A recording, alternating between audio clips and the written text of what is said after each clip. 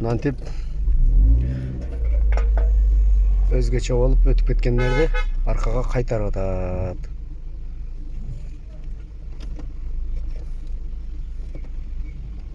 КамАЗ келип кайтарды окшойт а?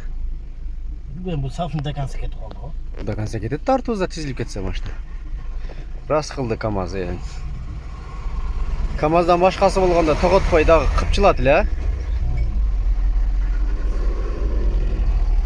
Өзү ушундай пробка болуп атса, обгонго чыгып встречкага айдагандерден түшүнбөйсүң ошолорду.